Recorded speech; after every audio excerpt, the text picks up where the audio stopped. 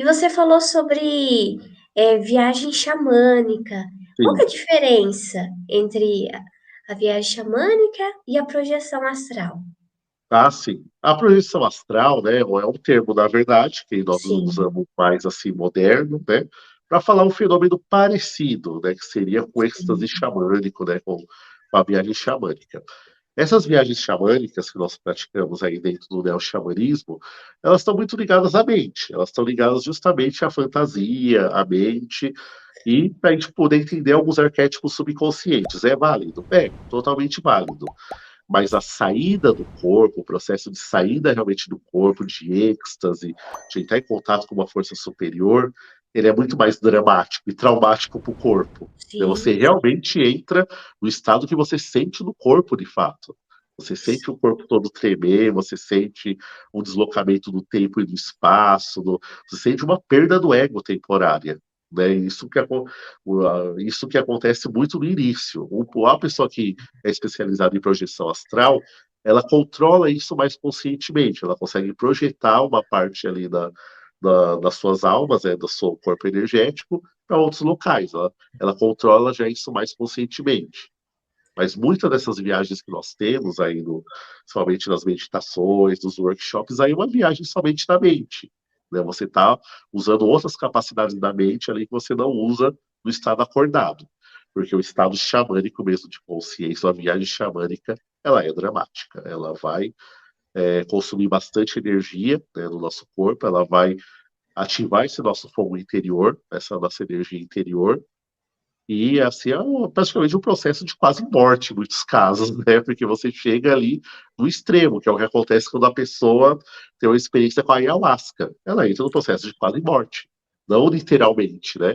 Mas é o mesmo processo que o cérebro entra na hora da morte. Então ali você vai realmente acessar esse outro mundo, essa outra realidade. Pode ver que muitas pessoas passam mal, vomitam, sim. tal, porque o corpo ele não está preparado para tanta informação assim, não. Então, o xamã, ele domina amplamente esse processo, sem sofrer tantos danos ali físicos, né, para isso.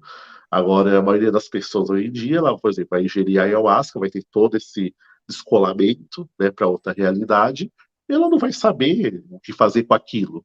Né? O xamã já tem uma facilidade natural para pegar isso e transformar esse conhecimento em, em poder, né, e transformar isso em uma nova visão de vida, em iluminação, em energia espiritual. Enquanto nós estamos aí, eu acho que a gente não tem realmente como entender aquilo que a gente está vendo, mas já é o próximo do que seria uma realidade, né? Então a gente tem desde a ingestão de plantas de poder para se fazer essa viagem, né, das plantas mestras, como temos respiração, processos de isolamento, de solidão, né, de dor, também pode acontecer isso. Até o Samuel ele já passou até tipo, fez alguns rituais parecidos, né? Ele falou lá dos Estados Unidos, né? Que se pendura com gancho, você fica dançando Nossa, muito tempo, horas e horas sem parar, né? Isso você entra no êxtase, né? A viagem do xamã ela sempre é muito dramática. A projeção astral, né? As viagens da alma, elas estão muito ligadas mais à mente, muito ligadas ali ao processo de autocura, do que o processo realmente xamânico mesmo de consciência.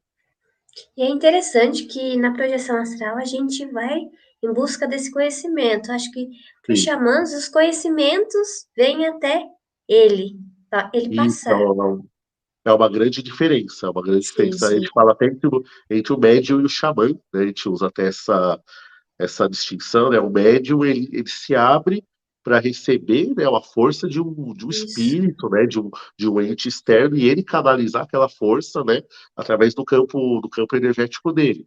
O xamã não, o xamã vai até o mundo dos espíritos. isso. Ele cavalga até o mundo dos espíritos, né? Por isso que o cara tem que estar muito, muito preparado para isso.